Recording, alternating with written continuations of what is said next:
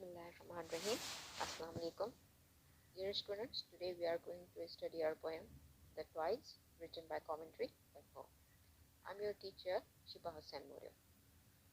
Come to the introduction of Coventry Patmore, who is an English poet and critic of Victorian age, born to a literary and educated family. His father was a prominent editor and novelist. Due to his father's encouragement, Patmore published his first poem at a very young age in 1844.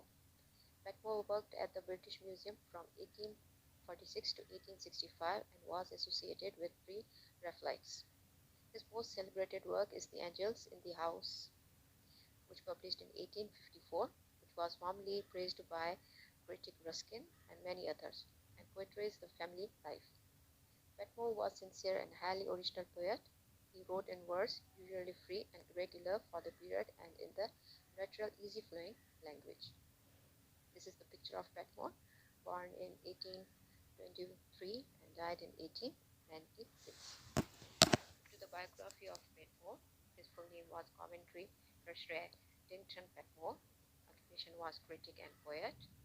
Date of birth is 23rd of July 1823, and he born in Essex, England. He died on 26th of November 1896. His most prominent work is his poems, published in 1844, The Angel in the House, in 4 volumes. He was the poet of a Victorian era. He married 3 times with Emily Augusta Andrews. His second wife was Marianne Caroline Wiles, and his third wife was Harriet Robson. His parents were Peter George Patmore, and he has the children Coventry, Tennyson, Emily, Bertha, and Gertrude.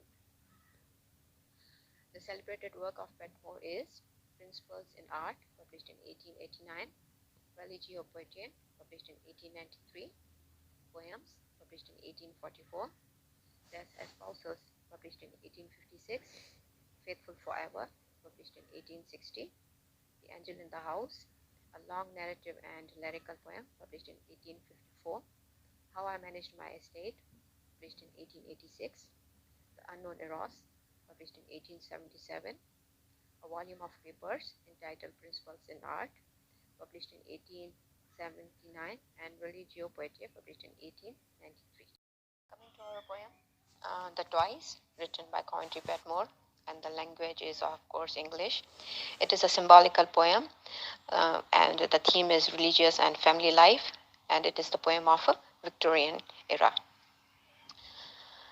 The Twice is a poem relates the story of a father and son. The father treats his son harshly, but later realizes his mistake and asks God to forgive him for his foolish behavior.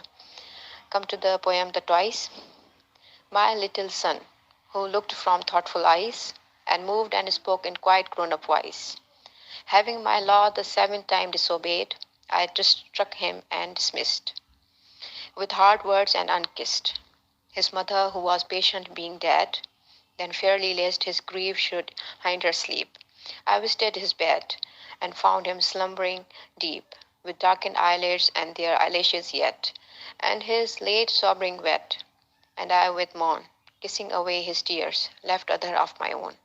For on the table drawn beside his bed, he had put within his reach a box of counters and a red veined stone, a piece of glass abraded by the beach, and 6 or 7 shells, a bottle with blue bells, and 2 French copper coins drenched there with careful art, to comfort his sad heart.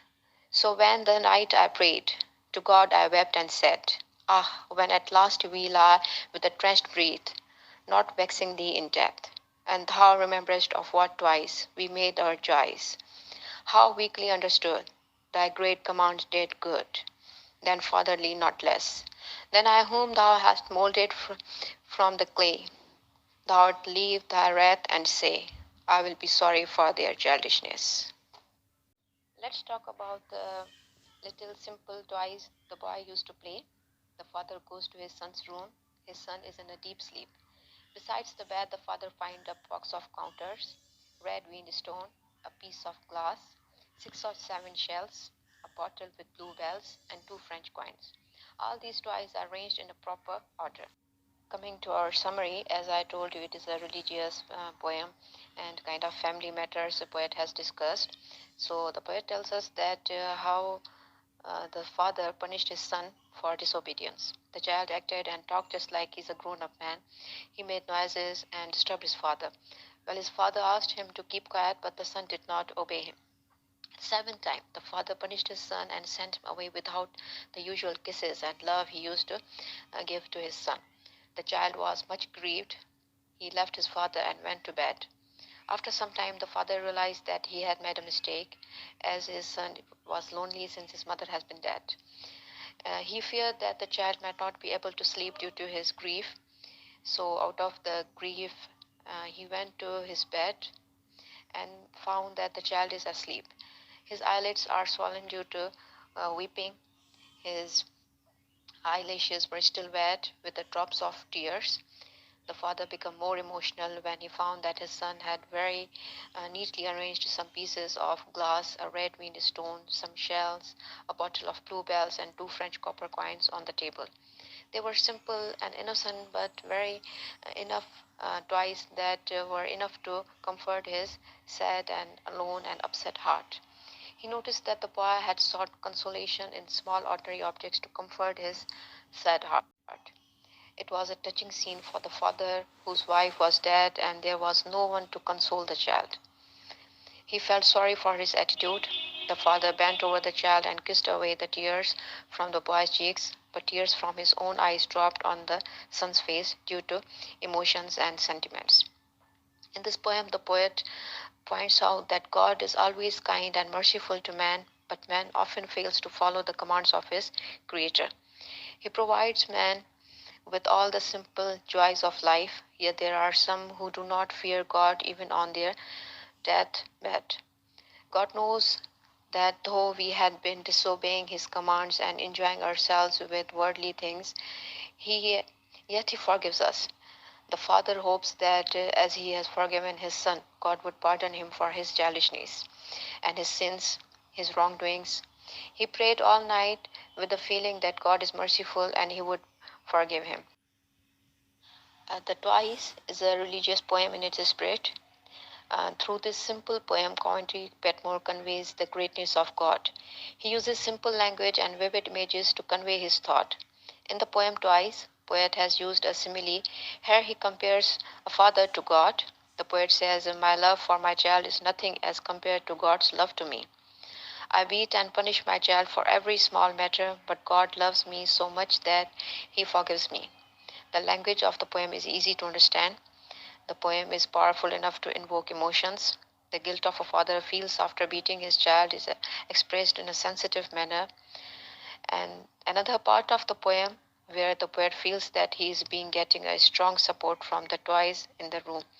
This part is very emotional too because it is very natural.